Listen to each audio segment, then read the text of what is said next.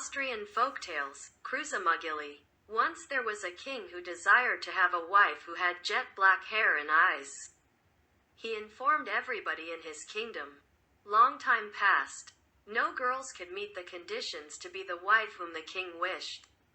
One day, the daughter of a charcoal burner heard the wish of the king. She realized she met his desire. She asked her father for permission to meet the king. The father didn't believe she could be the queen, but he still let her go.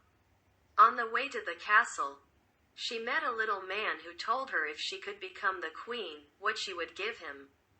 She replied she had nothing to give him. The little man told her that she would be the queen. His name was Kruzimugeli. After 3 years, he would meet her. If she couldn't tell him his name, she would be his.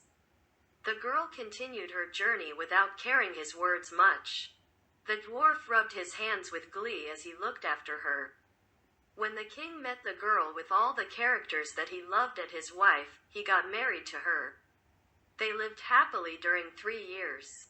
The queen suddenly remembered the dwarf. She forgot his name and was afraid that what he told her would become true, then became very sad most of the time.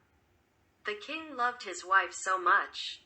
Realized his wife's sadness, he tried to ask her, but every time like that she refused to share the reason.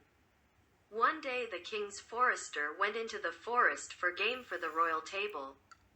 During the trip, he saw a dwarf who kept singing happily near a fire he had made. She does not know. Oh, what jollity! My name is Kruzimugeli. After the forester came back, he shared the story about the dwarf with the queen. The queen was very happy. At the day which had been told by the dwarf before, the little man showed up and asked the queen his name.